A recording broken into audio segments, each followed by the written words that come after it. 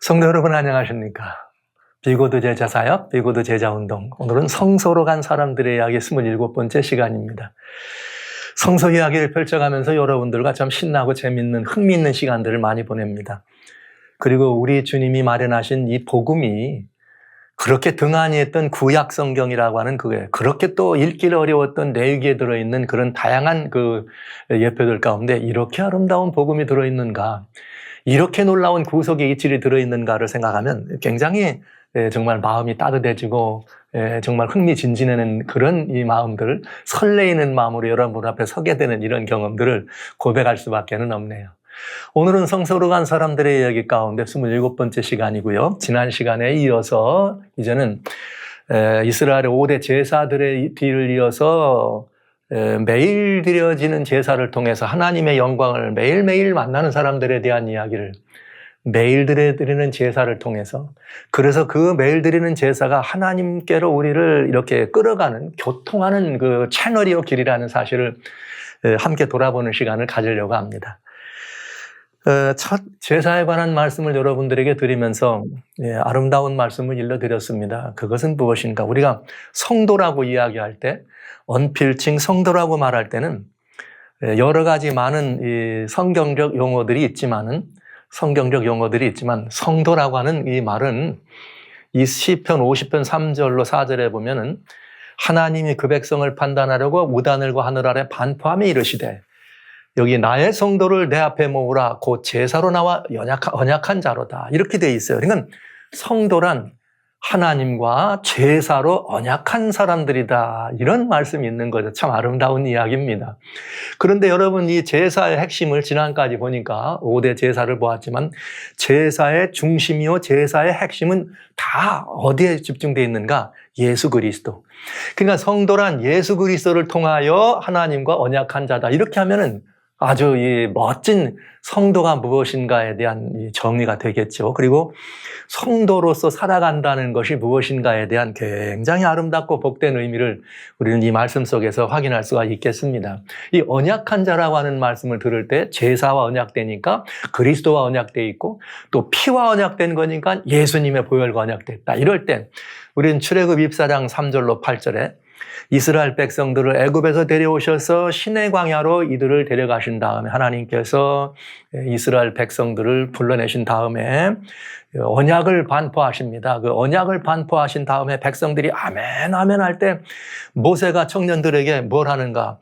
청년들에게 이렇게 번제와 화목제를, 단을 쌓게 하고 번제와 화목제를 드립니다. 그런 다음에 그 드린 그 피를 가지고 가서 백성들에게 뿌리면서 이는 내 뭐라 그래요? 그 피를 취하여 백성에게 뿌려가로되 여호와께서 이 모든 말씀을 대하여 너희와 세우신 언약의 피니라.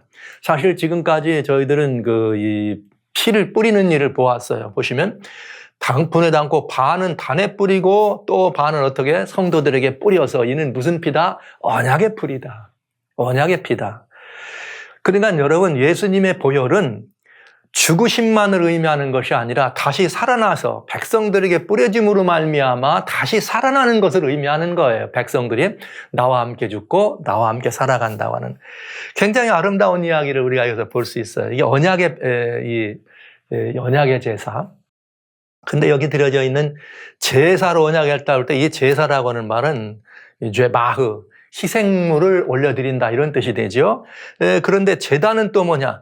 여기 제바흐에서 온 미즈베아흐라고 하는 의미로 이 제바흐라고 하는 이 말씀의 어근에서 나온 이야기예요. 그러니까 제물을 올려드리는 이런 모든 것들은 제사요 제단이다, 이제 이런 의미인 것을 알 수가 있습니다. 그러면서 이제 제사, 이스라엘에 향했던 5가지 5대 제사는, 속죄 제사는 대속의 제사였습니다. 대속의 제사의 의미는 죄물이 죽고 그러므로 말미암아 죄인이 어떻게 되는 거예요? 이 죄물이 죄인을 대신하여 죽어줌으로 죄인이 죽은 것이고, 그 다음에 죄인은 어떻게 되는 것? 다시 살아나는 것이에요. 대속에는 살아남이 없으면 대속의 의미가 없어요. 그건 절반만 의미가 있는 거죠. 죄값을 갚는 것만이 아니라 죽었으니까 다시 살아나는 것이 의미가 있다는 것을 강조, 제사 강조 드립니다. 이것이 예수님의 보혈의 의미를 이해하는 데 아주 중요한 의미인 것이죠. 그리고 이 속죄라고 하는 말은 다른 말로 말하면 결과가 뭐냐? 죄인이 뭐가 되는 거예요? 의인이 되는 자격을 얻게 되는 거예요. 어떻게? 거저. 죄인이 의인이 되는 자격을 얻게 됩니다. 왜? 대속물이 죽었기 때문에. 그리고 예수 그리스도 안에서, 대속의 주인 되시는 예수님 안에서 하나님과 관계가 어떻게 되는 거예요? 화목하게 되는 거예요. 왜? 의롭다함을 얻었으니까 하나님과는 화목하게 되는 것이고, 하나님과 화목하게 하나가 되었기 때문에 어떻게 하는 거예요? 하나님 앞에서 우리는 하나님과 하나 되어 살아가는 것입니다.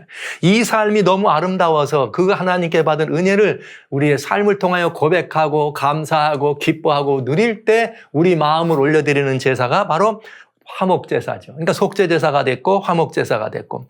그러나 그렇게 화목제 하는 제사가 드려졌지만은 때로는 우리가 주님 안에서 더불어 살다 보면 사노라면 경험하는 다양한 여러 어려움들이 있다 보면 나도 모르게 넘어지고 깨어질 때가 있습니다. 그래서 아이고 주여 제가 좀 부족함이 있었네요 하면 아버지 앞에 다시 나가. 그래서 다시 나가서 주님의 어떻게 하는 것?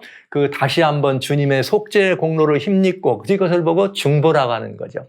중보란 주님께서 우리를 위해 흘려준 속죄의 공로를 어떻게 하는 거예요? 나눠주는 것만 아니라 적용해 주는 것입니다. 그래서 주님의 중보 안에서 다시 또 우리가 주님의 보혈의 공로를 힘입어서 하나님 앞에 온전하고 기쁨을 누리며 살아가는 것이죠. 그것을 속건제사라고 했다. 예수님은 이것을 제자들의 발을 닦아주시면서 이미 목욕한 자는 발만 닦으면 돼. 목욕은 뭐예요? 예수님과 함께 죽음을 의미했고, 발을 닦는 것은 이제 다시 일어나서 영광 가운데 살지만 때로는 넘어졌을 때 다시 한번 우리의 죄악이 관영한 세상에서 젖어들었던 우리들의 하나님과 우리 관계의 깨끗함을 지속적으로 누릴 수 있도록 중보 안에 머무는 것을 보여줬다. 그래서 이스라엘의 5대 제사는 여기에 이제 번제와 소제는 피로 드리느냐 아니면 태워 드리느냐 아니면 또 소제는 피가 있느냐 없느냐 이런 그 제물에 관한 것들. 그러나 번제는 아주 매우 중요한 기본적인 거지만 그것을 제외하고는 속죄제와 화목제와 속건제는 다 예수님 안에서 우리가 드려지는 이런 아름다운 복된 의미가 있다는 것을 보았습니다. 그리고 속죄제는 정리 마감하면서 하나님과 우리 사이의 관계 회복의 길입니다. 즉 관계 회복의 비밀이라고 제가 말을 덧붙이려고 그래요. 그리고 속건제는 그렇게 해서 회복된 관계를 지속적으로 유지하는 길이에요. 그런 비밀입니다. 이게 굉장히 놀라운 거죠. 그래서 구원은 완벽해. 주님이 우리를 위해서 마련해 주신 구원의 이치는 너무나 완벽한 것임을 우리는 보게 되는 거죠. 그 다음에 그 관계 유지가 되면서 그 안에서 하나님과의 관계를 어떻게 하는 거예요? 누리고 즐기는 것이 뭐예요? 화목제예요. 그래서 감사로 하나님께 영광 돌리고 또 자원해서 하나님의 역사에 참여하기도 하고 또 기쁨의 제사를 하나님께 드리는데 우리들은 얼마든지 이렇게 이 찬미의 제사를 드리고 감사의 제사를 드리고 나눔의 제사를 드리고 즐거움의 제사를 드리잖아요. 이것들은 다 화목제가 되겠네요. 그러니까 이제 어떠냐? 속죄제로 우리는 누가 됩니까? 하나님의 이제 신분이에요. 이건 관계 얘기를 했다면 하나님의 아들이 되고 그 다음에 속건제를 드리면서 아들이 돼서 태어났으면 속죄제는 태어남을 의미해요. 아들로 태어나는 것. 그러면 속건제는 뭐예요? 점점점 장성한 분량에 드러나는 거예요. 예수님의 장성한 분량. 왜? 우리가 넘어지고 깨어지거든요. 사람도 자라다 보면은 넘어지고 깨어질 때가 있고 장성한 우리들도 걷다가 넘어질 때가 있잖아요. 살아가다 보면 느끼는 다양한 그런 이런 현상들. 그때마다 우리는 속건제를 통해서 어떻게 하는 거예요? 점점 더 온전한 의미들하고 장성한 하나님의 분량에 들어가는 경험을 하게 되는 것입니다. 그리고 화목제를 통해서 우리는 뭐 하는 거냐? 그런 삶을 통해서 하나님께 영광을 돌린다. 이것이 5대 제사에 대한 성경적 가르침을 여러분들에게 제가 아주 쉽게 말씀드렸습니다. 성경글 많이 여러분 나눠드렸지만 쉬운 말로 제사에 관련된 부분들 5대 제사라고 하는 아주 메인 제사들을 여러분들에게 설명드린 것입니다. 이렇게 이해하시면 5대 제사가 아주 편리하고 수월하게 여러분에게 편안하게 이해되신다 생각하시고 구원의 길에서 구속의 길에서 정말 아름다운 예표가 이 안에 들어있구나 하는 것을 우리는 알게 된 것이죠. 정말 아름다운 관계에 들어있는 것입니다. 자, 그런데 우리가 제사장에게 우리가 이런 이 직분들을 맡겼어요. 그래서 우리는 5가지 제사를 드렸습니다. 그런데 제사장이 여기 그 다음엔 우리는 오늘 뭘 볼 거냐 하면은 매일 드리는 제사를 볼 거예요. 사실은 매일 드리는 제사에 제사장이 경험하는 여러 가지 일들 가운데 그 매일의 봉사 가운데 이 5가지 제사가 포함되겠죠. 그러나 이 5가지 제사는 매일매일 매순간 끊어지는 것이 아니라 때로는 있을 때 드리고 없을 때 누가 속죄제를 가지고 오면 그러나 백성들이 많기 때문에 뭐 매일 드려질 수 있죠. 그러나 이 5대 제사는 특별한 목적이 있었던 것이고 매일 드리는 제사는 이제 여러분 매일 제사장들에게 주어진 아주 기본적인 직무였어요. 그래서 매일 드리는 제사 속에 포함되어 있는 오묘한 이치를 여러분과 함께 오늘은 좀 살펴보는 시간을 갖겠습니다. 매일 드리는 제사라고 할 때 그 제사라고 하는 말인데 여기에 제사란 말을 붙였습니다만 사실 이제 매일 드리는이라는 말은 타미드라고 하는 그런 표현입니다. 그런데 타미드라고 하는 말은 무슨 뜻이냐면은 continuity, perpetuity 이 말은 무슨 말이냐면 지속적으로 끊어지지 않고 항상 연속되는 이런 뜻이 되겠어요. 그런데 여기에 제사란 말을 붙인 연유를 이제 여러분들은 알게 되십니다. 자, 보시죠.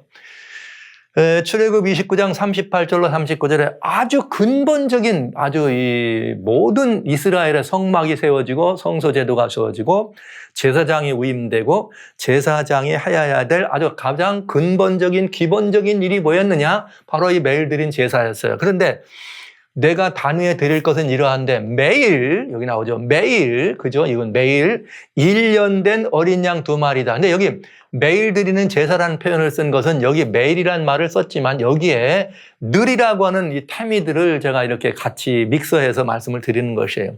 한 어린 양은 아침에 드리고 한 어린 양은 저녁 때 드린다. 그렇죠? 그런데 이는 너희가 대대로니까 시간 속에서 영원히 여호와 앞 회막문에서 늘 드릴 번제다. 근데 여기 늘 드릴 번제라고 하는 말이 타미드예요.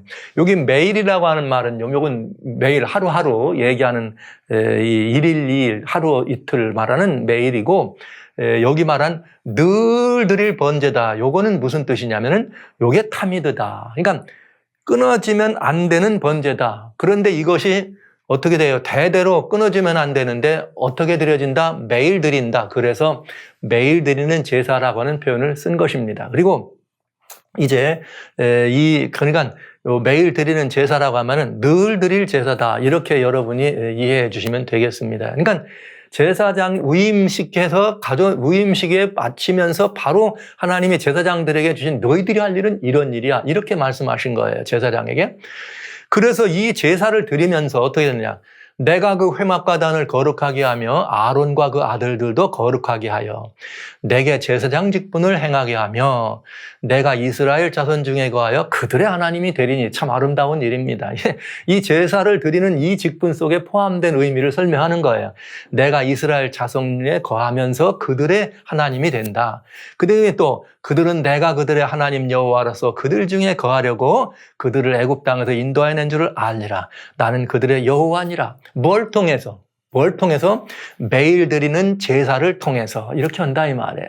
매일 드리는 제사를 통해서 이렇게 이 회막과단을 거룩하게 하신 하나님이 이렇게 나는 너희의 하나님이 되고 너희는 내가 너희를 이렇게 구원한 하나님으로 너희와 함께하는 줄을 알게 하겠다. 그래서 매일 드리는 제사는 제사장의 기본적인 임무이고 특권이기도 합니다. 기본적인 임무이며 특권이기도 합니다. 그런데 여기 또 매일 드리는 제사가 있어요. 또 다른 매일 드리는 제사, 여기에 애드돼서 아까 번제는 양을 잡아 드리는 그런 매일 드리는 제사지만은 양을 드리는 매일 드리는 제사지만은 그 매일 드리는 제사지만은 여기 실제 매일 여기 끊어지지 않고 드린다고는 테미드라고 하는 의미에 속해 있는 또 다른 의식들이 있다. 그건 뭐냐? 제사장의 섬김 가운데 출애굽기 25장 30절에는 떡상이에요. 상우에 진설병을 두어 항상 있게 하라. 이게 타미드예요.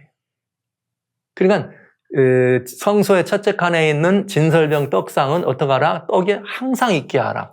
그 다음에 출애굽 27장에 감나무로 찌는 순결한 기름을 등불을 위하여 내게를 가져내 끄지지 말고 등불을 켜라. 그러면 7 촛대를 말씀드렸어요. 촛대의 등불은 끊어지면 된다 안 된다? 안 된다. 끊이지 말라는 표현을 타미드라 이렇게 말한 것이죠. 그 다음에 그 등불을 항상 여호와 앞에 그 등불을 간검하게 하라 이렇게 돼 있어요. 그 다음에 30장 8절에는 또 저녁 등불을 켤 때에 향을 사르는데 이 향은 대대로 여호와 앞에 끊지 못할 것이며 요 끊지 못할 진리가 타미드예요. 자, 또 있어요. 레위기 6장 13절에 번제단에서 이 제물을 태우려면 번제단에 불이 있잖아요. 이건 우리 주님께서 제사장 위임할 때 그 위에 올려드린 번제 제물을 올렸더니 하나님이 불을 내려가지고 그 제물을 받으십니다.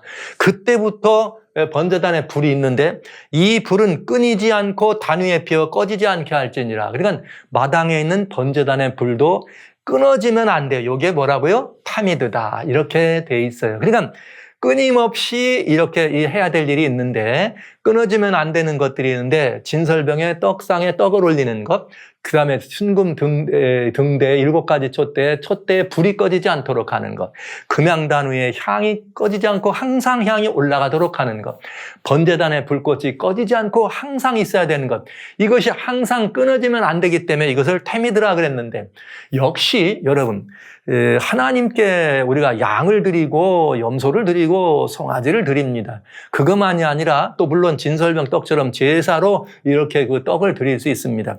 이것만이 아니에요.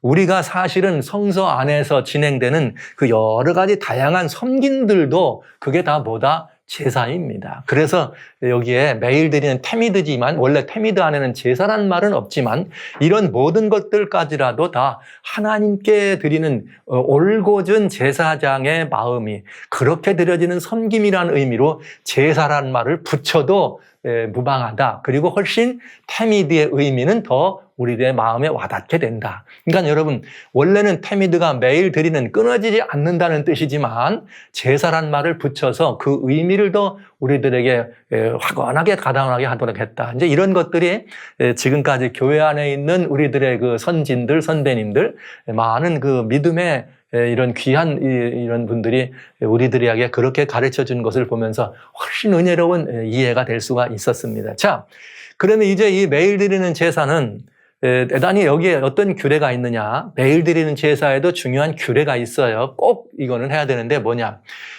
매일 드리는 제사 가운데 가장 베이직한 건 뭐냐면 상번제야. 이게 무슨 말이냐면은 내가 단위에 드릴 것은 이러한데 매일 1년 된 어린 양을 2마리를 가지고 있는데 한 어린 양은 아침에 드리고 한 어린 양은 저녁에 드린다. 그래서 아침과 저녁이란 말을 쓴 것이에요. 하나는 낮이란 뜻이고 하나는 이브닝, 밤, 저녁이란 말이에요. 데이 앤 나잇이에요. 이렇게 보완돼서. 그러니까 아침과 저녁에 2번 드렸다 그래서 상번제예요. 2번. 그래서 상번제는 아침과 저녁에 이것을 드리면서 하나님께 나아가서 하나님을 어떻게 하는 거예요? 만나는 놀라운 특권이에요. 매일 아침과 매일 저녁 때, 저녁 무렵에 이 제사장들은 늘 하나님 앞에 상번제, 번제를 드리면서 하나님을 대면에 만납니다. 그런데 그것만 한 것이냐? 아니다. 아까 읽었습니다마는 출애굽 30장 7절로 8절에 아론이 아침마다 그 위에 향기로운 향을 사르되 등불을 정리할 때 살을 찌며, 이건 뭐냐면 증명대의 향을 사르는 거예요. 그런데 이 향은 뭐와 같이 하느냐? 등불을 정리할 때 해라 이렇게 돼 있네. 진설병의 떡은 그냥 계속 24시간 있는 거지만 향은 꺼지면 안 되도록 어떻게 한 거예요? 하루에 2번씩 이거를 드려서. 그냥 향도 어떻게 돌리는 거예요? 상번제예요. 아침 저녁으로 이 향을 관리한 것입니다.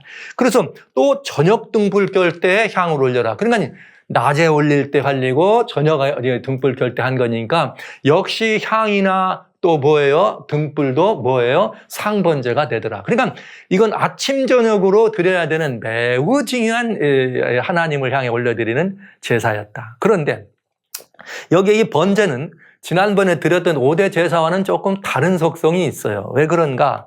이렇게 이걸 보면 됩니다. 이 번제에 드려지는 예물들을 때는 우리 예물이라는 표현을 우리말 번역이 참 구분이 잘 됐습니다. 뭐라고 되느냐. 레위기 1장 2절에 번제에 관한 이야기가 나오는데 이스라엘 자손에게 고하이르라 너희 중에 누구든지 여호와께 뭘 드리려면 예물을 드려라. 생축과 소나 양으로 예물을 드린다. 그 다음에 소제도 뭐라 그래요? 예물을 하나님께 드리거든 예물을 삼아서. 그 다음에 이렇게 주님이 드리고 사람이 만일 화목제 희생은 여기 말한 것처럼 희생이란 말은 피를 흘리는 죽이는 그거죠. 그거를 예물로 드리려면 그러니까 뭐냐면 화목제 제사를 드릴 때 그 화목 제사의 내용은 화목제지만 그때 드려지는 예물은 예물이라 이 말이에요. 예물. 그러니까 제물하고 예물은 조금 달리 구분된 걸 알 수가 있어요. 뭐 언어상의 표현이지만 내용을 본다면. 그래서 예물은 고르반이라 그랬어요. 여러분의 예수님이 아이 너희 부모님께 뭘 좀 이렇게 효도해라 그러면 내가 이거 하나님께 드릴 것이 됐다. 고르반 이렇게 하면 다 된 이 말이잖아요. 이게 뭐냐? 하나님께 예물로 드렸다. 그러니까 5대 제사적 가운데 3대 속죄제 나왔고 화목제, 속건제가 있었는데 특별히 속죄제사나 이렇게 속죄제사나 이 속건제 때는 그때는 그래가지고 그 예물이라는 말을 안 쓰고 제사로 드려지는 속죄의 제물로 썼어요. 그러니까 갚아야 되는 걸로 한 거죠. 죄값을. 그래서 살짝 구분이 되어 있는 걸 알 수가 있어요. 그러면 상번제로 드렸다는 것은 내 죄나 내 어떤 것 이스라엘의 모든 죄들을 용서받기 위해서 드려졌다는 개념보다는 제사장이 이 모든 백성들을 대신해서 하나님께 백성들을 뭐 한 거예요? 올려드렸다. 이렇게 하면은 훨씬 더 우리들에게 이 이해와 은혜가 가깝게 되겠습니다. 그러니까 뭐 예물이나 제물이나 다 똑같은 제물이지만 제사의 내용이 예를 들면 화목제는 내 죄 용서 때문에 간 게 아니잖아요. 주님과의 관계 안에서 감사로 드리는 거기 때문에 예물이라 하는 것이 더 어울릴 것 같고 속죄제는 내가 죽어야 될 내 죄를 대신해서 죽는 거니까 이건 뭐예요? 제물이라고 하면 더 좋겠다. 그래서 sacrifice, 희생제물이다라는 말을 쓴 것이에요. 물론 화목제도 이렇게 양을 드리고 할 때는 죽이니까 희생제물이라고 하지만 그 제사의 성격은 제물의 성격은 예물이었다. 하나님께 올려드린 예물이었다. 이렇게 보시면 되겠습니다. 복잡해졌어요? 복잡하실 거 없습니다. 그냥 우리가 이런 거죠. 친구한테 내가 돈을 빌렸으면 돈을 갚는 거는 그게 빚을 갚는 거지만 그냥 친구 생일날 내가 친구를 위해서 내 선물을 주면 그거는 빚을 갚는 게 아니고 선물을 주는 거잖아요. 그것처럼 하나님께 우리가 드리는데 하나님은 우리에게 선물을 주시지만 우리는 하나님께 뭘 올린다고 합니까? 헌물이 있고 예물이라고 하잖아요. 예물입니다. 그러나 속죄제나 속건제 때 드리는 sacrifice라고 하는 희생 제물은 내 죄값을 이렇게 주님 앞에 갚는 내가 갚는 건 아니지만 대속의 제물을 갚는 거기 때문에 그건 뭐가 되는 거예요? 예물이라 선물이 아니라 빚을 갚는 의미다. 그건 이제 희생이다. 혹은 이렇게 제바흐 제물이다 이해하시면 된다고 말씀을 드리는 것입니다. 자, 그래서 매일 드리는 제사 타미드에는 어떤 일이 있느냐? 예물로 뭐가 구분되느냐? 1년 된 양이 2마리가 아침 저녁으로 필요해요. 그리고 거기 또 뭐가 있냐? 고운 가루 에바 10분의 1, 그 다음에 찌은 기름 흰의 4분의 1, 이것을 이 전제로 포도주로. 그러니까 여기에 뭐가 들어있느냐?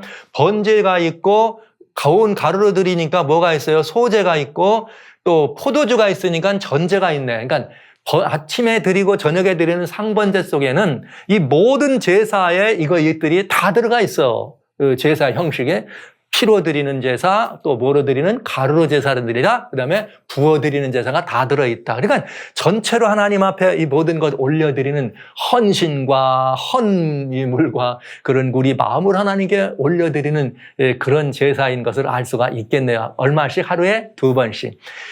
한 에바라는 말은 오늘날로 말하면 한 22리터.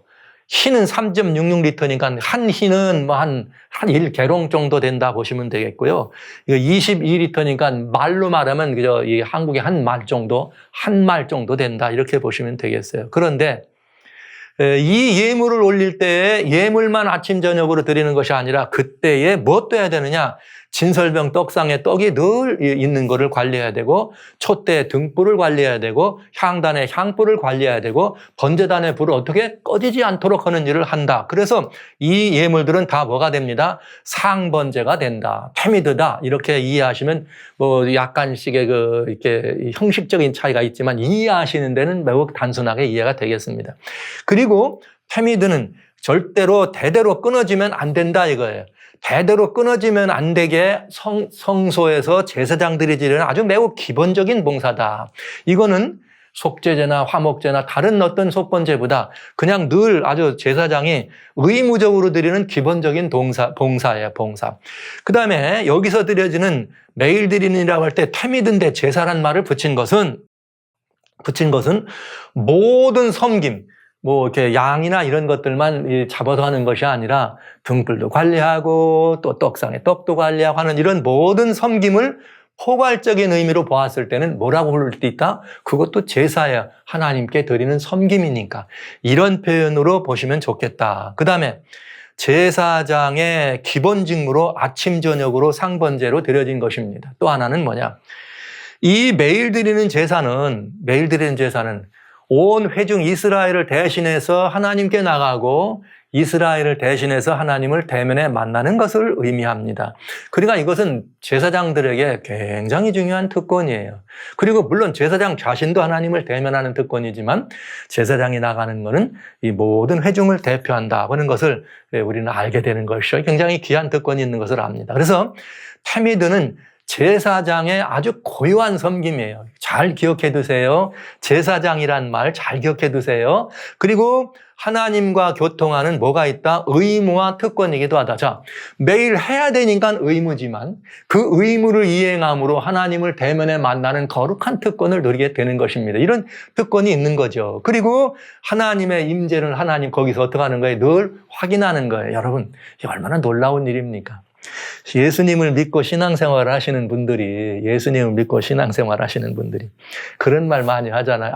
나 주님 목소리 한 번만 들어봤으면, 주님 모습 한 번만 봤으면, 뭐 이런 애타는 그런 것들이 많이 있잖아요. 모세도 뭐라 그래요? 주여 당신의 영광 한 번만 보여주세요. 이런 말 하잖아요. 그것처럼 그런 의미의 소원들이 모든 성도들에게 있어요. 그런데 그 소원에 대한 답을 여기 이렇게 우리는 확인할 수 있습니다. 아침 저녁으로 드리는 상번제와 끊어지지 않는 태미들을 통해서 우리 제사장들은 하나님을 대면하고 하나님을 만나는 특권이 있다. 그래서 이 하나님의 그것은 뭘 의미하느냐? 임재를 확인하는 거다. 왜? 아까 성경이 그랬어요. 내가 너희 가운데 머물겠다. 임마누엘이라는 말을 썼잖아요. 그래서 매일 드리는 제사는 정말 아름다운 의미입니다. 그래서 여러분, 그러면 한번 잘 생각해 보세요. 그러면 이것이 하나님께서 성도들에게 주신 것이라면 누가 제일 미워할 것 같아요? 누가 제일 미워할까? 이것만 끊어지지 않으면, 여러분, 이것만 끊어지지 아니하면 하나님과 우리 사이의 관계는 절대로 뭐 이탈되거나 이럴 일이 없겠죠. 왜? 그걸 대면하니까, 아침 저녁으로 대면하니까 하나님과 우리 사이는 아무런 흠이 없을 겁니다. 그렇다면 이 말은 뭘 여러분들에게 암시해 주는가? 어둠의 권세, 사단의 권세는 가장 미워할 거예요. 네, 가장 미워할 거예요. 제사장이 가진 이 특권 가운데 매일 드리는 제사, 이 태미드는 가장 사단이 없애기를 원하는 것이 되겠죠. 또 이 제사장은 한 개인일 뿐만 아니라 모두를 포함하니까 사단은 이 제사장의 특권을, 제사장의 의무를 뭐 하고 싶어요? 제하고 싶어지겠죠. 이것을 여러분 잘 미리 염두에 두시기 바랍니다. 이따 한번 살펴보겠습니다. 그런데 이 매일 드리는 제사는 누가 완성했느냐? 모든 제사는 예수님이 완성입니다. 그래서 우리가 매일 드리는 제사는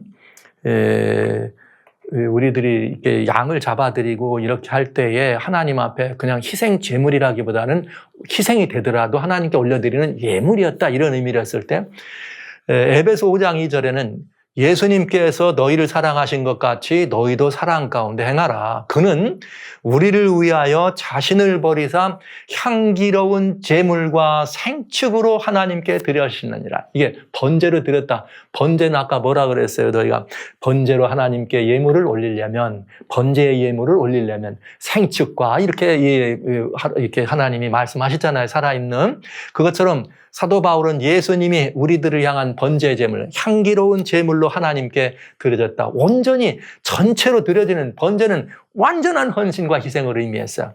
그래서 히브리서 9장 14절에 뭐라 하겠느냐, 14절에 하물며 영원하신 성령으로 말미암아 흠없는 자기를, 모든 예물은 흠이 있으면 안 되죠. 흠없는 자기를 하나님께 드리신 그리스도의 피였다. 야, 번제, 완전히 번제. 그러면서 이 제사는, 그리스도의 피는 번제, 제물로 하나님께 드려질 뿐만 아니라 속죄제의 제물로 우리를 위하여 죽어주고, 속건제의 제물로 우리의 죄 때문을 갚아주고, 또 화목제의 제물로 하나님과 우리 사이 영광을 위한 모든 제사에 피를 흘린 이 제사의 통칭을 의미하는 걸 알 수 있어요. 하나님께 완전히 드리셨던 흠없는 자기를 하나님께 드렸다. 제가 제사지만은 하나님께 올려드렸다는 예물의 의미를 예수님에게서 찾는다면 이렇게 볼 수 있다 이거죠. 그래서 예수님은 전 생애를 하나님에 드리셨습니다. 그래서 예수님의 생애는 이런 거 있죠. 우리의 죄값을 갚아주는데 그것만이 아니라 예수님의 생애는 우리가 어떻게 살아야 될지에 대한 모본이었다. 그래서 예수님의 사역을 의미할 때 우리가 예수님이 희생에 대해서 하나님의 진노를 만족해시키고, 즉 죄값을 갚아주시고 하나님과 우리 사이에 화평이 되셨을 뿐만 아니라 예수님은 우리의 어떻게 살 것인가를 보여주는 모본이 되셨다. 누구 앞에서? 하나님 앞에서. 이런 의미를 우리는 여기서 볼 수가 있는 것입니다. 그래서 우리는 예수님을 본받는 자가 되라. 사도 바울은 늘 그런 말을 하죠. 내가 주님을 본받은 것처럼 너희도 주님을 본받으라는 그런 얘기를 할 수 있습니다. 그래서 그럴 뿐만 아니라 예수님은 누구의 예표예요? 또 제사장의 예표예요. 그래서 제사장이 맨날 그런 일을 한 것처럼 이게 본이라 이 말이에요. 히브리서 5장 6절에 또한 이와 같이 다른 데 말씀하시되 내가 영원히 멜기세덱에게 반차를 줬는 제사장이라 하였으니, 이렇게 되어 있어요. 그런데 이 제사장인 뭐 하는 분이에요? 이 제사장은 우리와 하나님 사이의 관계에서 우리를 위한 하나님과 우리 사이에 누가 됩니까? 중보예요. 그렇기 때문에 반차를 줬는 제사장인데, 히브리서 7장 24, 25절에 예수님은 영원히 계심으로 끊어지지 않으니까 구약으로 말하면 뭐예요? 테미드. 그러므로 자기를 힘입어 하나님께 나가는 자를 위하여 온전히 나는 자를 온전히 구원할 수 있으니 이는 그가 항상 살아서 저를 위하여 간구하심이라. 뭐하래? 항상 우리의 간구를 끊어지지 않는다. 이 말은 무슨 말이에요? 테미드. 예수 그리스도는 하나님께 그렇게 자신을 드렸어요. 제사장의 역할을 드려주신 것이죠. 물론 우리를 정결하기 위해서 주님은 히브리서 5장의 9절로 10절에 보면은 이제는 멜기세덱의 반차를 저는 이번에는 대제사장으로 하늘에 승천하십니다. 그러니까 예수님은 제사장이시면서 대제사장의 역할이시면서 제사장의 역할까지도 완성을 시키신 분임을 우리는 알 수가 있다. 그러면 예수님이 대제사장이 되셨으면 이제는 누가 그 뒤에 이 뒤를 따라 이 역할을 해야 될까요? 예수님은 항상 살아서 우리를 위하여 간구하는 제사장 직분을 모본을 주었는데 이제는 누구인가? 그래서 우리들은 어떤 일을 해야 되는가? 이 예수님 안에서 하나님과 어떻게 하는 거예요? 교통하고 나가는 거죠. 그래서 보세요. 마태복음 1장 23절에 뭐라고 말씀하셨느냐면 보라 처녀가 잉태 아들을 낳고 그 이름을 번역하면 임마누엘. 예수님은 누구예요? 우리와 함께 하시는 하나님. 그러니까 예수님께 나가는 것은 곧 누구에게 나가는 거예요? 하나님께 나가는 거예요. 제사장들은 번제 이것을 항상 아침 저녁으로 드리면서 하나님을 대면에 만나. 이제 우리는 그 번제가 뭐라는 걸 알았어요? 예수님이 번제의 이 모든 것들의 주인이라는 걸 알았어요. 그런 우리가 그 예수님 안에서 누구에게 나가는 거예요? 하나님께 나가는 거예요. 하나님과 함께 어떻게 하는 거예요? 예수님께 나가면 하나님을 대면하는 것이 되죠. 그래서 에베소 3장 12절에 우리가 그 안에는 교회인데요. 그를 믿음으로 말미암아 담대함과 하나님께 당당히 나감을 얻느니라. 누구 때문에? 예수님 때문에. 와우. 그래서 예수님은 우리의 뭐가 된 거예요? 상번제가 되주신 거예요. 우리는 그 제사를 통해서 어떻게 하니까? 하나님을 대면하니까요. 하나님과 함께 하니까요. 우리가 예수님께 나가는 건 하나님을 나가는 것이요. 예수 그리스도 안에서 하나님과 대면에 만나는 놀라운 경험들을 이렇게 합니다. 예수님을 통하여 하나님께 어떻게 한다? 당당히 나간다. 그래서 주님은 우리들에게 나로 말미암지 않고는 아버지께로 나갈 자가 없느니라 말씀하신 것입니다. 자, 그러면 아까 말씀드렸습니다만 자, 이러니까 이 번제 완성으로 하신 예수님. 이게 상번제라고 얘기한다면 굉장히 중요한 의미가 여기 있는 걸 우리가 이렇게 알 수가 있는 거죠. 그래서 이제는 예수님을 통해서 우리는 하나님을 대면하는 그 제사의 원형이 되주셨다, 이런 뜻입니다. 그러면 예수님이 이제 그렇게 제사장으로서 우리에게 모본이 되주신 이 제사장의 이런 역할을 완성시켰는데, 예수님이 이제 대제사장으로 하늘로 올라가셨습니다. 여기 히브리서 5장 9절에는 뭐라 말씀하셨느냐면 이렇게 되어 있어요. 히브리서 5장 9절에는 예수님이 5장 8절부터 그가 아들이시라도 받으신 고난으로 순종을 배워서 온전케 되었은즉 자기를 순종하는 모든 자에게 영원한 구원의 근원이 되시고 영원한 구원의 근원이 되시고, 누구에게? 자기를 보하는 순종하는 자에게. 그 다음에 주님은 멜기세덱의 반차를 줬는 대제사장이라 칭함을 받았느니라. 이제는 제사장에서 무슨 칭호예요? 대제사장 칭호다. 왜 대제사장이 칭호를 받느냐? 우리를 위하여 구원의 근원이 됐다는 말을 히브리서 1장 3절에 이렇게 해석하세요. 1장 3절 중간 부분에 능력의 말씀으로 만물을 붙드시며 죄를 정결하게 하는 일을 하시고 높은 곳에 계신 위엄의 우편에 앉으셨느니라. 할렐루야. 그러니까 죄를 정결하게 하는 일을 하고 우편 보좌에 앉았으니까 누가 된 거예요? 대제사장이 된 것입니다. 이것을 히브리서 8장 1절에 이제 말하는 말의 중요한 것은 이러한 대제사장이 우리에게 있는 것인데 그는 하늘에서 위엄의 보좌 우편에 앉으셨다, 이렇게 말씀하신 것이에요. 할렐루야.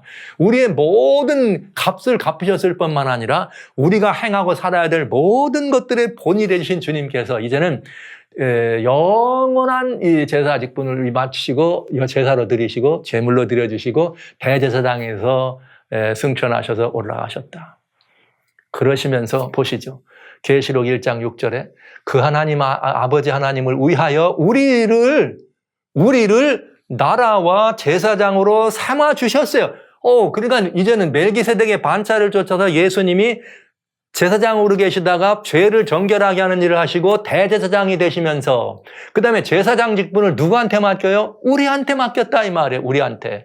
그래서 우리는 어떻게 되느냐? 오직 너희는 택한 족속의 왕 같은 제사장이라 이랬어요. 우리가 뭐예요? 왕 같은 제사장. 우리가 왕도 되고 제사장도 됩니다. 이게 놀라운 이야기죠. 이제 이 제사의 성소제도의 완성되는 마지막 성소제도를 볼 때 여러분 이제 그 사실을 보시게 될 거예요. 자, 그러나 오늘은 제사장과 이렇게 매일 드리는 제사와 관련되어 있는 것이니까 매일 드리는 제사는 누구에게 맡겨졌다? 제사장에게 맡겨졌다. 그러면 이 매일 드리는 제사를 맡아서 해야 될 누가? 우리가 제사장이다. 그럼 우리가 매일 드리는 제사를 어떻게 해야 돼요? 드려야 된다, 이 말이죠. 그러면 이제부터 문제네. 사단이 여러분 얼마나 미워하겠어요. 사단이. 제사장 된 성도들이 매일의 제사를 드립니다. 이 말은 성도들이 직접 하나님께 나간다, 이 말이죠. 그러면 이게 누가 제일 싫어해요? 누가 제일 싫어할까요? 이곳에 있는 모든 인류와 모든 이 땅에 있는 사람들을 자기 백성 만들고 싶어하는 존재가 있죠. 사단입니다. 어둠의 권세입니다. 그런데 우리 예수님을 아는 사람들이 매일매일 하나님께 나가면 사단이 발들일 틈이 없죠. 그래서 사단이 가장 미워하는 제사가 있어요. 미워하는 제사란 말을 제가 쓰죠. 그런데 이제 그 미워하는 제사의 내용을 한번 여러분 보실게요. 여기 이제 약간 성소 이야기인데 왜 갑자기 이런 말이 나온가? 이게 나와야 돼요. 왜냐? 이 성소가 이렇게 중요한 의미를 우리에게 가져다 주기 때문에 사단의 가장 미워하는 대상이 된다. 왜? 사단이 이 성소가 존재해서 성소에 있는 이 모든 그 예표된 것들을 그리스도인들이 완벽하게 이해하고 그걸 실천하면 사단은 있을 수가 없어요. 사단이 자리할 틈이 없어요. 그렇기 때문에 사단이 정말 미워하고 핍박하는 그런 하나님의 이런 것이 있는데 그게 바로 성소. 왜? 그 안에 예수님이 계시니까, 그 안에 예수의 보혈이 있으니까, 그 안에 영생이 있으니까, 그 안에 누가 있어요? 제사장이 있으니까요. 그래서 사단이 가장 미워하는 제사가 뭔지 한번 볼게요. 여기 말하는 제사란 말은 태미들을 말하는 거예요. 여기서 말한 건, 자, 다니엘서에 보면 이상한 예언이 있습니다. 제가 다니엘 7장과 8장을 짤막하게 여러분에게 말씀드릴게요. 다니엘이 밤에 이상에 봤더니 하늘의 바람이 불면서 바다에서 짐승이 4개가 나옵니다. 근데 그 나온 짐승이 뭐냐면 사자고 독수리 날개 있고 곰이고 뼈 3개를 물었고 표범인데 머리가 4개고 날개가 4개예요. 그 다음에 네 번째 짐승은 무서운 짐승인데 천리빨이 있고 뭐가 있느냐? 예, 이 10뿔이 있습니다. 이런 짐승이 나왔답니다. 이게 순서대로 나왔어요. 첫째, 둘째, 셋째, 넷째. 근데 다니엘은 어디에 더 깊은 관심이 있었느냐? 네 번째 짐승에 관심이 있었습니다. 10뿔을 가진 네 번째 짐승. 근데 그 네 번째 짐승에 관심이 있었던 이유는 다른 모든 짐승과 달라서 무섭고 천리빨을 갖고 뭐 이렇게 가지고 부서뜨리고 발로 밟았어요. 그런데 10뿔이 있었다 그랬어요. 그런데 10뿔이 있었는데 자세히 봤더니 또 다른 뿔이 하나 나오는데 3뿔이 빠졌더라. 그러니까 이상하네. 10뿔이 있는데 한 뿔이 나오면서 3뿔을 뽑더래요. 그런데 이번에는 그 뿔에는 눈도 있고 말하는 입도 있고 모양이 동류보다 강하다. 그러니까 다른 남아있는 7뿔보다 세더라 이거예요. 근데 이 뿔이 뭐냐? 뿔이 뭐냐면은 이 뿔이 내용이 설명되는데 내가 그 뿔을 유심히 보는다는 말은 여기 10뿔을 말한 거예요. 이거를 설명하는 건데 제가 일부러 뒤로 보낸 거예요. 8절 얘기를. 내가 그 뿔을 네 번째 짐승의 뿔을 열심히 봤더니 다른 작은 뿔이 나오더래요. 그러니까 여기 다른 뿔이란 말은 작은 뿔을 말하는 거예요. 이것이 먼저 뿔을 셋을 뽑았다. 그러니까 여기 말하면 3뿔을 뽑았다 이 말이죠. 그런데 입이 있고 이렇게 눈이 있더라. 그러니까 작은 뿔이 하나 등장하는데 다니엘 7장에. 그런데 이 작은 뿔이 뭘 말하느냐? 네 번째 짐승, 즉 10뿔이 있는데 이 네 번째 짐승이 10뿔이 있는데 10뿔은 이 나라에서 나올 열왕이다. 그러니까 이 나라가 끝날 때는 10나라로 나눠지겠다 이 말이죠. 그런데 이 10뿔 가운데 한 뿔이 나오면서 3뿔을 뽑더랍니다. 그러니까 이 10뿔이 나온 이후에 다른 작은 뿔이 나오는데 이런 뿔들은 나라들이니까 정치적 세력인데 여기는 눈이 있고 입이 있어서 오히려 그런데도 더 세더라. 그러니까 이것이 이 모든 나머지 7뿔들을 뭐 하더라는 거예요. 다스리더라 이런 뜻이죠. 그러니까 뿔의 전성시대가 된 거죠. 이 네 번째 짐승 이후에는. 그런데 그 작은 뿔이 하는 일이 뭐냐. 그가 장차 말로 지극히 높은 자를 대적하며 하나님이죠. 하나님을 대적하고 지극히 높은 자의 성도를 괴롭게 하고 하나님 백성들, 하나님 나라를 괴롭게 하고 그다음에 때와 법을 변개코자 한다. 그러면 사단이 이 작은 뿔이 하나님을 대적하는데 때와 법을 바꾼다면 사람의 때와 법을 바꾸겠어요? 하나님의 때와 법을 바꾸겠어요? 하나님을 대적하는 존재가 사람은 사람 같지도 않겠죠. 그러니까 때와 법을 바꾼다는 말은 하나님의 때와 법을 바꾼다는 거죠. 그리고 성도는 다시 한번 그의 손에 붙인 바 돼서 한 때와 두 때와 반 때를 지내리라. 그러니까 시간이 명시되어 있네. 한 때, 두 때, 반 때라는 말은 1년, 2년, 반년이니까 3년 반을 지내겠다 이 말이에요. 3년 반을 핍박하더라 이 말이죠. 뭐가? 작은 뿔이 하나님을 대적하는. 그러니까 자세히 보시면 이건 이 하나님 나라를 대적하는 존재로구나. 하나님의 이런 모든 것들을, 이 원칙들을 대적하는구나. 그런데 성경은 짝이 있잖아요. 이 짝을 찾아야죠. 또 다른 데는 이 말이 있느냐? 있어요. 이게 뭐냐? 성경의 또 다른 짝인데 작은 뿔이 또 나옵니다. 그건 다니엘 8장에 나와요. 그러니까 여러분 다니엘 7장의 작은 뿔이 뭔지를 알면 다니엘 8장의 작은 뿔이 나오면 아하 이게 같은 세력이구나를 금방 알 수가 있겠죠. 자 보시죠.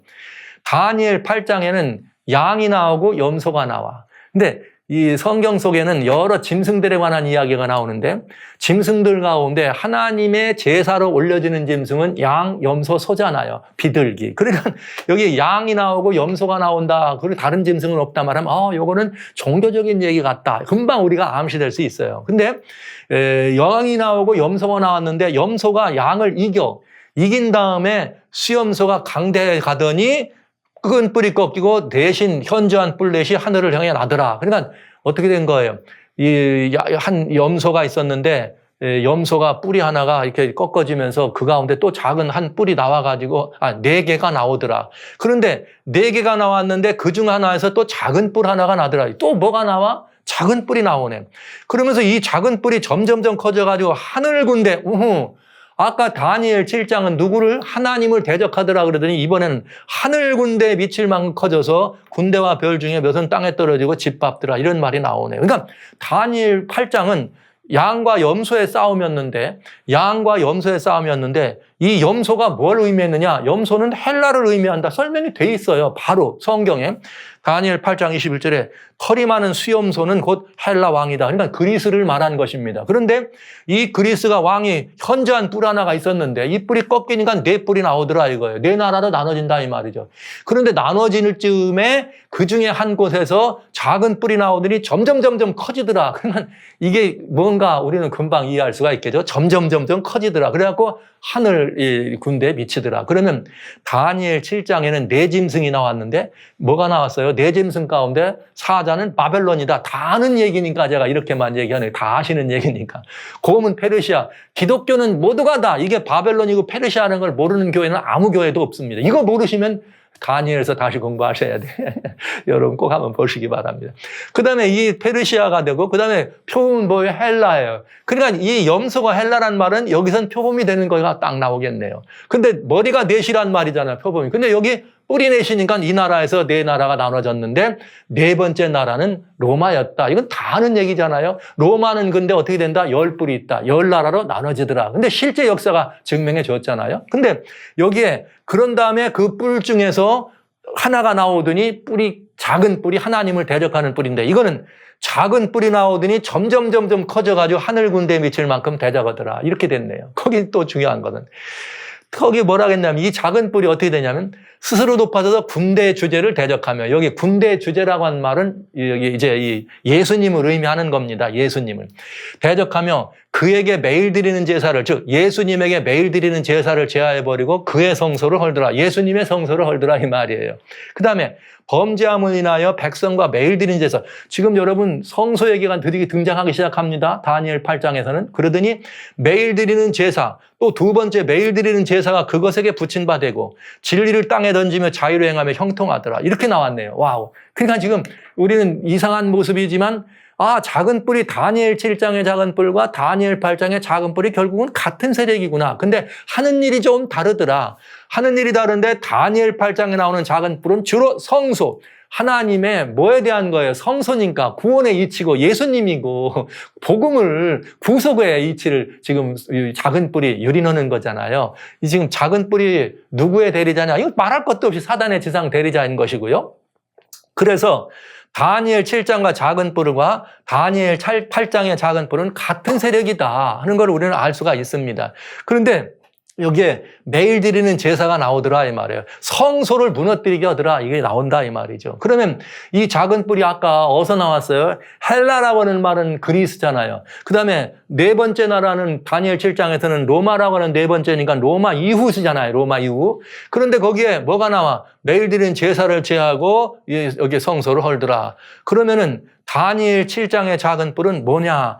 하나님의 나라를 하나님을 대적하고 때와 법을 바꾸는 하나님의 나라를 대적하는 즉 정치적 세력인 것을 알 수가 있다. 그런 모습으로. 그런가 하면 다니엘 8장의 작은 뿔은 제사를 못 드리게 하고 성소를 헐으니까 이건 뭐에 관한 거예요? 종교적 영향력을 말한다. 그래서 작은 뿔이 똑같지만 같은 세력이지만 하나는 정치적 세력으로 하나는 종교적 세력으로 하나님을 대적하는 것을 알 수가 있다. 근데 종교적이라고 하는 말은 구원과 관련이 있는 거예요. 구원과. 그러면 이건 무엇을 말하느냐? 다니엘 8장의 작은 뿔은 백성과 매일 드리는 제사를 유린했다. 여러분, 매일 드리는 제사가 어떻게 하는 거예요? 하나님을 만나는 거죠. 그럼 하나님의 백성이라 그랬잖아요. 여기에 매일 드리는 제사를 버리고 범죄하느냐. 여기 말한 백성은 이 하나님의 백성이죠. 하나님의 백성들이 하나님께 매일 드리는 제사를 드리는 제사를 어떤 건 거죠? 유린한대요. 그러면 제사장 직분을 빼앗고 하나님께 나가는 길을 막는다 이 얘기죠. 와우, 이게 놀라운 이야기입니다. 이건 사단이 하는 일이죠, 여러분. 그러니까 이것은 언제 일이냐? 예수님의 십자가 이후의 사건인데 예수님의 십자가 이후의 사건이 되겠는데 십자가 이후에 하나님에 속한 이 모든 정말 중요한 어떤 것을 진리죠. 이것을 땅에 밟고 유린하는 누구의 얘기예요? 사단의 얘기예요. 이거는 다니엘 7장에 여러분 다니엘 7장에 나오는 사건들을 여러분들에게 제가 자세히 설명해 드리고 있기 때문에 우리 다니엘, 다시 읽어보는 다니엘이라고 하는 장면에 다니엘 7장과 8장을 좀 자세히 읽으시면 이것이 완전히 이해되시리라 믿고요. 여기는 매일 드리는 제사란 부분 때문에 말씀드린 거기 때문에 여기 다니엘 7장 8절은 요만큼만 이해할게요. 여러분은 금방 아셨어요. 무슨 말이냐? 아하, 사단이 지상 대리자인 작은 뿔을 통해서 이렇게 매일 드리는 제사를 핍박하는구나. 매일 드리는 제사는 누가 드린다? 제사장이 드린다. 그런데 이제 이 시대의 제사장이 누구예요? 우리 하나님 백성이잖아요. 그러니까 사단이 작은 뿔을 통해서 하나님 백성들이 매일 드리는 제사를 못 드리게 하는구나. 매일 드리는 제사는 누구에게 드려진다? 예수님을 통해 드려지는 거잖아요. 그러니까 군대의 주제를 어떻게 하는 거예요? 대적해가지고 못 보게 하고 그렇게 할 수 없도록 하는 사단의 이야기. 중세 교회를 말한 것입니다. 이 굉장히 중요한 이야기를 여러분에게 말씀드렸어요. 그러나 중세 교회가 그런 일을 하지만 이것이 아주 그냥 사단에게 유린되고 많으냐? 그렇지 않다. 성경은 뭐라 했느냐? 내가 들은 즉 거룩한 자가 말하는데 다른 거룩한 자가 말하는 자에게 묻되 이상에 나타난 바 매일 드리는 제사와 망하게 하는 제약에 대한 일과 성소와 백성이 내어진 바 되면 짓밟힐이 언제까지냐 하니까 바로 그게 언제까지냐니까 2300주야래. 여러분 여기 중요한 이야기가 있어요. 2300주야 day and night이에요. 그러면 아까 다니엘 7장만 봐도 한때, 두때, 반때, 즉 3년 반이라는 시간을 그냥 다른 말로 안 하고 일로 표현하잖아요. 또 성경의 모든 예언 속에 들어있는 것들도 다 기간을 대할 땐 뭐 일이다, 년이다 다 이렇게 나와 있는데 다니엘 8장만 예언이죠. 언제까지 사단이 작은 뿔을 통해서 하나님 백성을 유린하고 제사를 못 드리게 하고 성소를 핍박할 겁니까? 물어봤더니 2300주야란 말을 했다. 이 말씀이 가지고 있는 의미는 주야란 말이 들어있단 말은 day and night이 들어있단 말은 여기 night이 아니고 이브닝스예요. 어디에 있어요? 상번제를 의미하는 거예요.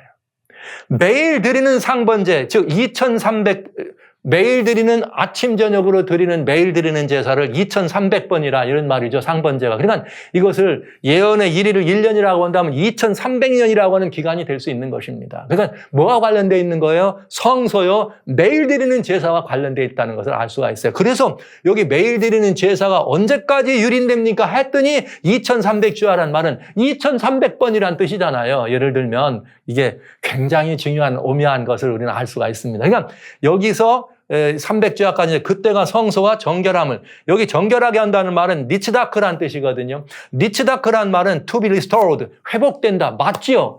언제까지 유린됩니까? 2300주야가 지나면 회복된다. 정확하게 맞아떨어지는 이야기가 되겠습니다. 그러니까 여러분 이게 얼마나 중요한 거예요. 하나님의 성소가 어떻게 되는 거예요? 2300주야가 맞춰지면 회복된다는 거죠. 제사장이 회복되고 매일 드린 제사가 뭐 한다는 거예요? 회복된다는 거예요. 할렐루야 아닙니까?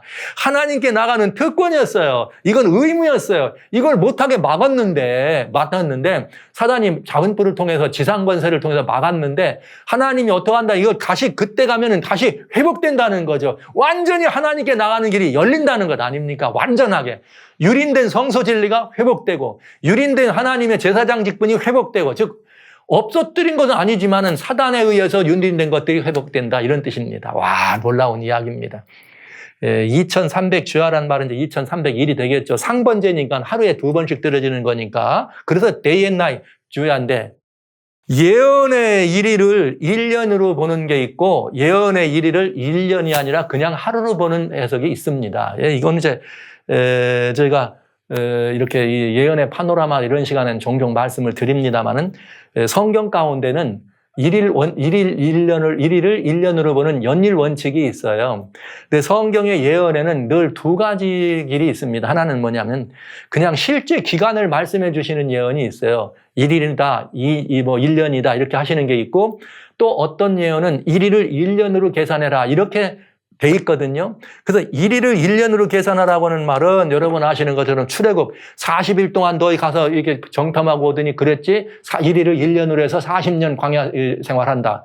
에스겔 4장 6절에서는 에스겔을 보고 좌로 며칠 우로 며칠 두어라. 이건 예표예요. 근데 1일을 1년으로 계산해라. 이렇게 적거든요. 그런데 우리가 여기 예언을 적용할 때 어떤 기간들을 예언은 상징으로 주어졌을 때 그냥 예언을 상징이 아니고 예루살렘을 향하여 말하기를 예루살렘은 뭐 70년 동안 황폐하라. 그럼 70년인 거죠. 이렇게. 느부갓네살 임금님이 7년 동안 이렇게 뭘 하겠다면 대놓고 그건 상징이 아니잖아요. 할 거다. 그러나 예를 들면 다니엘이 계시를 봤어요. 하늘에서 지금 신령한 이것들이 이 모습이 전부 상징으로 예표된 것들 하는데 거기에 2300 GR, 2301이라는 표현이 되어 있다. 그러면 이건 뭐로 봐야 될까? 상징으로 봐야 된다. 왜냐? 그거는 2301이지만은 1일을 1년으로 풀면 2300년이 된다. 이렇게 해서 이것을 언제부터냐 하는 얘기가 이제 다니엘 8장을 9장까지 보면 나오는데 여러분 아시는 것처럼 다니엘 9장은 내 백성과 내 결국한 백성을 위하여 70일에라. 그러면 71이란 말은 1이란 말은 7일이니까 70 곱하기 7하면 491이잖아요. 만약에 다니엘 시대에 490일만 너한테 남았다 그러면 이스라엘 백성들은 예수님 오실 때까지 있지도 못해. 왜? 490일에 끝나야 되니까. 그러면 그건 뭘 말한 거예요? 71이지만은 예언의 상징으로 주셨기 때문에 1일을 1년으로 계산하면 490년이다. 실제 예수님이 오시는 시간을 예표한 그 490년을 계산하면 가장 이 사실을 먼저 정말 우리들에게 구체적으로 설명해 준 분이 아이작 뉴턴, 유명한 과학자죠. 뉴턴이 457년이 바로 2300주야의 기산점이다를 계산해낸 분이에요. 이제 성경 보면 나오는데 그걸 계산해가지고 457년, 기원전 457년에서 2300을 빼니까 얼마가 나오잖아요. 이렇게. 이것을 이제 소위 말하면 1844년이다. 그런데 불행한 일이 있습니다. 이제 이게 왜 그게 아니냐. 아까 다니엘 7장에서는 한 때와 두 때와 반 때 3년 반 동안 집 밟는다. 그 3년 반도 이제 예언 상징이니까 1일을 1년으로 계산하면 3년 반이면 1260일이잖아요. 그럼 1261이 1년이면 1260년이 되겠네. 그러면 이건 뭐예요? 중세 교회가 하나님의 교회를 핍박한 세력이라고 하는 걸 우리는 이미 다 알고 있으니까 작은 뿌리 적그리스도고 그러면 중세 교회가 하나님 교회를 핍박한 것이 1260년이라는 기간 정확하게 맞습니다. 긴 시간 동안이다. 중세는 1000년이 넘었으니까요. 그러면 그 시간이 맞춰질 때잖아요. 그러면 이렇게 중세 교회가 매일 드리는 이거를 못하게 했어요. 이게 무슨 말이냐? 여러분 아시는 것처럼 중세의 이런 그 교권의 타락한 교권이 뭘 했느냐? 이런 일을 했잖아요. 죄 용서를 위해서 성경은 우리가 매일 하나님께 나갈 수가 있어요. 직접 나갈 수가. 그런데 중세 교회는 그렇게 하지 않았잖아요. 고해성사. 이렇게 이 사제한테 가서 사제에게 죄를 고백하면 사제가 대신 용서해줘. 이런 일, 고해성사라고 또 어떤 때는 면죄부를 사가지고 이렇게 해서 또 용서를 받는 이런 것들은 매일 드리는 제사를 어떻게 한 거예요? 못 드리게 한 거예요. 왜? 사제가 모든 일을 다 해야 돼. 백성들은 아무것도 할 수가 없도록 되어 있습니다. 그래서 정확하게 이것은 중세교회가 하나님의 진리를 핍박하고 유린했던 것을 알 수 있고요. 그렇다면 2300주야가 맞춰지는 1700 몇 년이 됐든 언년가 됐든 이 일이 중세교회가 그 세력을 잃어버리면 이게 다시 어떻게 되는 거예요? 묻히고 유린됐던 것들이 회복되는 시간이 되겠네요. 그래서 하나님의 성소가 회복되고 하나님의 성소가 회복된다는 말은 제사장권이 회복되고 성도들의 매일 드리는 제사가 어떻게 되는 거예요? 회복되는 거예요. 이제부터는 하나님 앞으로 우리가 담대히 나가는 거예요. 이 놀라운 기별이 바로 다니엘 계시록에 다니엘에 들어있을 뿐만 아니라 이것이 뭐에 관한 이야기냐? 여러분 보신 것처럼 매일 드리는 제사에 관한 이야기였다 이 말이죠. 놀라운 이야기를 여러분이 지금 들으신 것입니다. 제가 자세히 드리고 싶은데 늘 시간상 길면 여러분 힘들어하시기 때문에 자세히 못 드리고 빨리빨리 말씀드리고 이렇게 그냥 여러분들에게 단순히 설명을 드렸습니다. 그런데 여러분 이 일을 보면서 저는 참 굉장히 많이 안타까운 거죠. 사단이 정말 미워하는 일이에요. 사단이. 자 보시죠. 왜 그런가? 그럴 수밖에 없어요.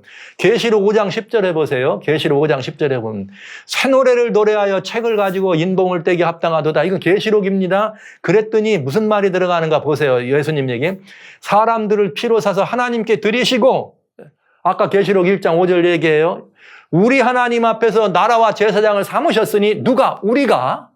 그런데 저희가 땅에서 왕 노릇하려 할렐루야 왕 같은 제사장이라고 베드로가 얘기했잖아요. 우리가 베드로전서 2장 9절에 왕 같은 제사장인 우리들이 이 땅에서 뭐 하는 거예요? 제사장 일을 해야 되고 왕 노릇을 해야 돼요. 왕 같은 제사장으로. 그러면 이 땅에 와서 누가 왕 되고 싶어? 사단이 왕 되고 싶은데 될 수가 있나 없나? 없잖아요. 그래서 사단은 가장 미워하는 누가 된 거예요? 이 제사장 성도들을 미워한 거예요. 그래서 매일 드리는 제사를 드리잖아요, 성도들은. 그러니까 이걸 못 드리게 하니까, 드리게 하면 안 되니까 매일 드리는 제사와 성도들, 제사장을 어떻게 한 거예요? 핍박해서 못 드리게 했다 이거예요. 군대의 주제인 예수님께 나가지 못하도록 했다 이 말입니다.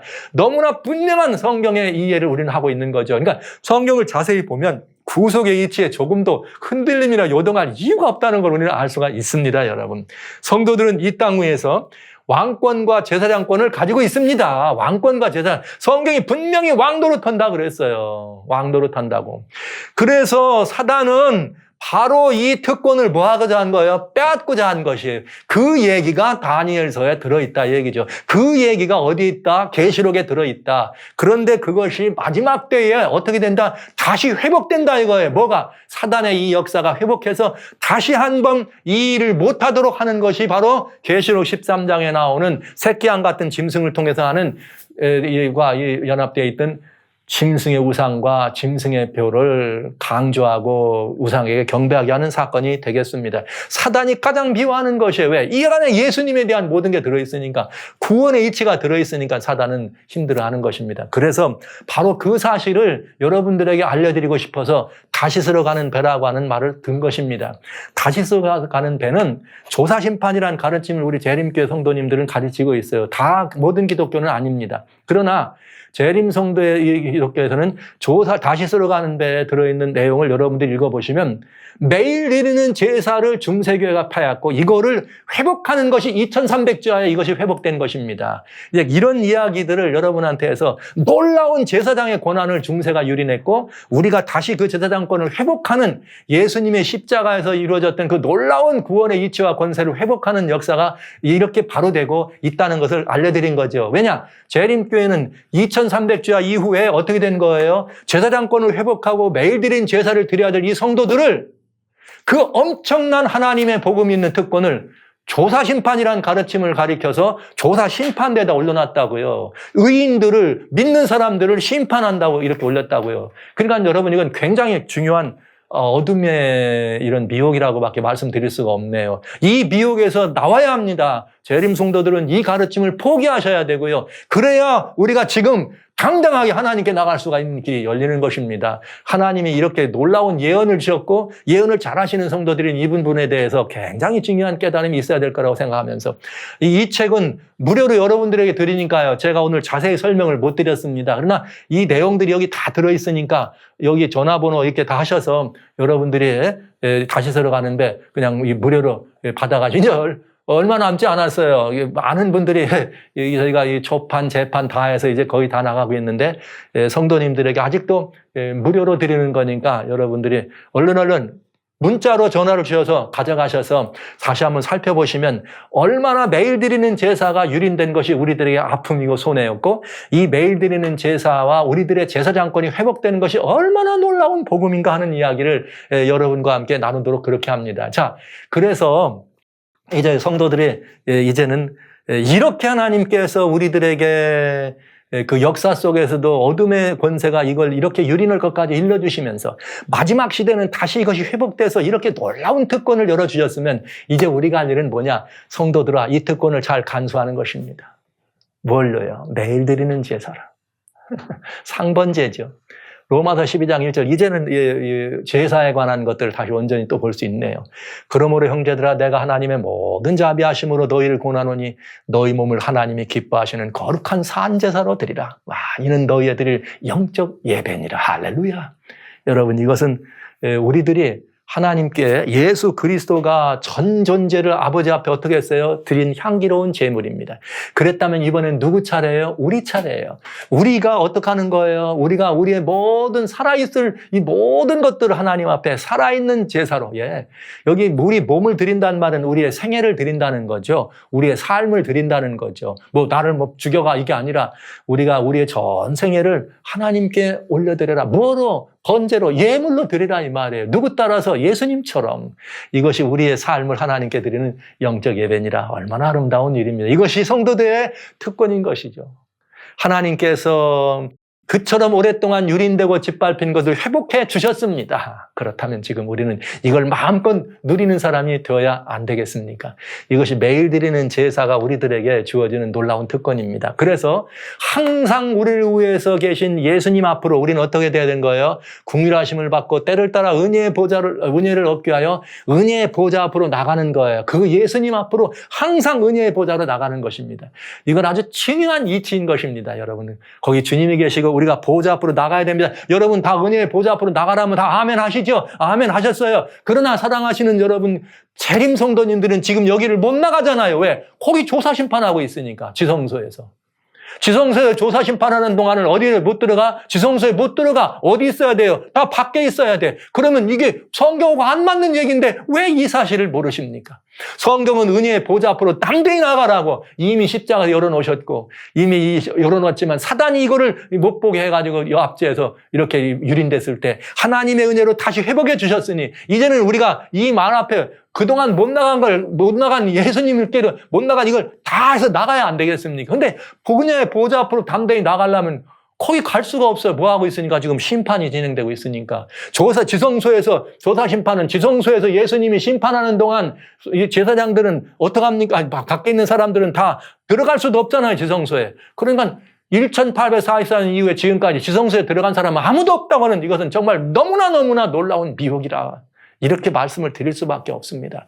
여러분 항상 은혜의 보좌 앞으로 나가야 합니다. 사랑하시는 기독교, 사랑하시는 모든 교파, 교구, 교회 이런 개념들을 더 이상 여러분 떠나셔서 오직 예수 그리스도이신 구원해 주신 예수님을 향하여 나는 무슨 교회, 너는 무슨 교회 따지지 마시고 온전히 은혜의 보좌 앞으로 나가는 완벽한 하나님의 이 지체로서 예수님의 지체로서 우리는 살아야 된다는 놀라운 이 특권을 여러분 모두가 다 잊지 말아 주시기를 바랍니다. 매일 드리는 제사는 우리들에게 이런 놀라운 경험을 가져다 주게 하시는 것이죠.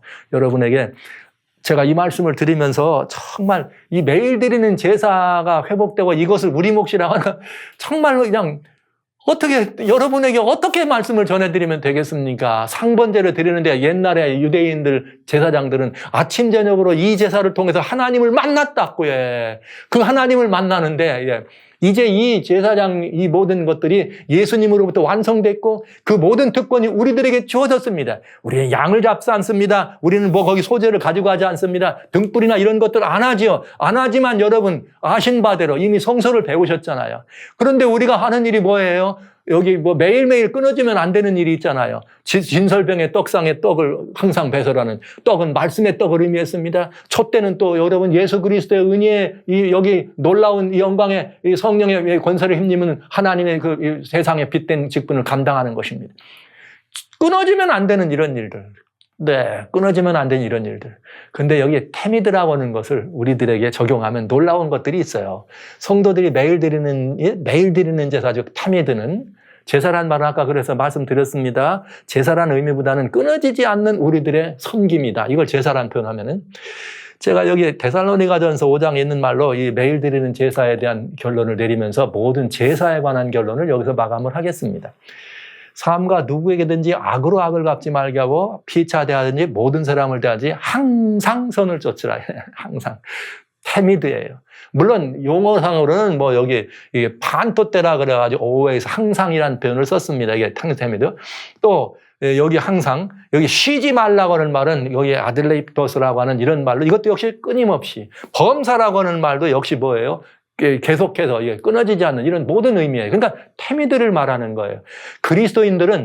이 시대의 그리스도인들은 왕 같은 제사장입니다. 제사장들은 아까 말씀드린 것처럼 은혜의 보좌 앞으로 날마다 나가는데 은혜의 보좌 앞으로 아침 저녁으로 상번제니까 나가잖아요. 그것만 나가는 게 아니라 상번제 동안에 뭘 해? 향불을 관리하고 이런 모든 것들을 관리하잖아요. 등불을 관리하는 것처럼 항상 그리스도인들이 해야 될 여기 권면이 있어요.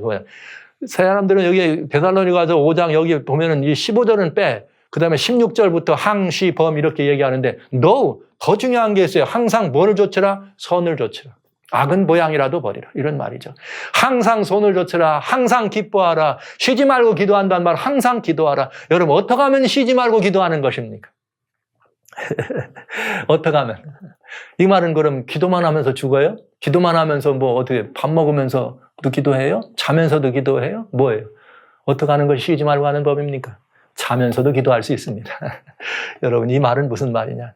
우리의 마음을 하나님께 끊임없이 알려드리는 것이죠. 내 진실된 마음을 하나님 앞에 뜨드림없이 알려고 주여 당신은 아시오니 이렇게 드려지는 기도 아니에요? 범사에 감사하라. 이 범사도 마찬가지예요. 이게 끊어지지 않고 모든 항상 이렇게 이 의미로 여러분 항상 선을 쫓고 항상 기뻐하고 항상 기도하고 항상 감사하고 이것들은 그리스도 예수 안에서 너희를 향하신 하나님의 뜻이니라. 할렐루야.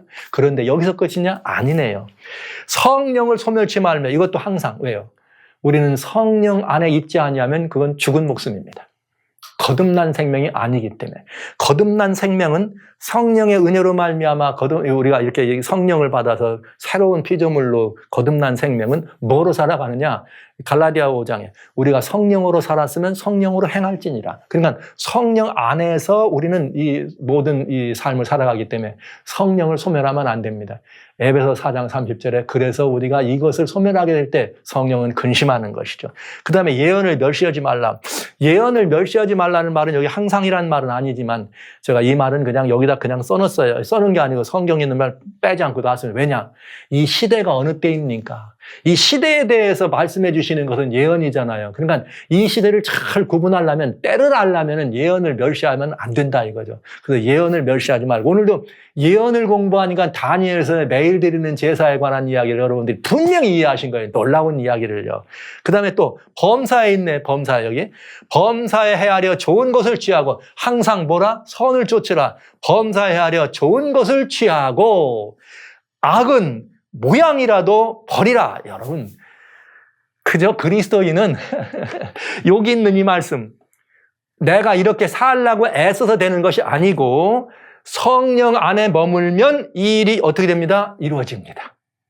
그리스도 예수 안에 숨으면 우리는 누가 되는 거예요? 새로운 피조물이 됩니다. 새로운 피조물이 되면 하나님의 은혜의 성령이 우리를 충만케 해서 갈라디아 4장 6절 하나님께서 우리에게 아들의 영을 주었으니 우리가 그러므로 어떻게 해요? 아버지를 하느니라. 하나님의 자녀로 살아가는데 어떻게 해요? 하나님의 자녀로 살아가는데 이 성령의 은혜 가운데 머물면 지치지 않고 이 모든 일이 가능합니다. 그러나 이런 거듭남이 없이 어떻게 하려고 그래? 내가 애쓰고 노력해서 이렇게 살려고 하는 건 그건 헛된 노력이에요. 그건 거짓된 노력이고 헛된 노력입니다. 물론 안 애써서 도덕적으로 사는 것도 나쁠 건 없습니다. 그러나 구원과는 거리가 멀다 이 얘기예요.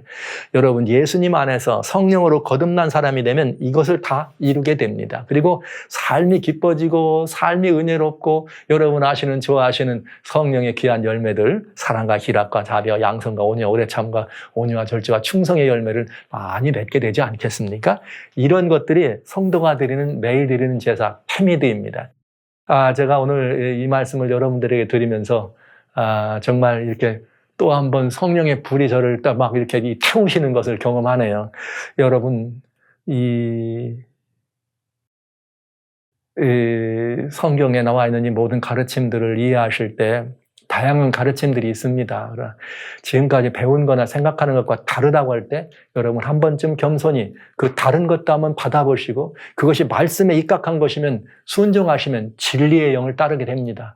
미혹의 영은 언제든지 인간적인 것들을 개입하게 되는 어려움이 있기 때문에 여러분들이 꼭 잘 판단해 주시고요.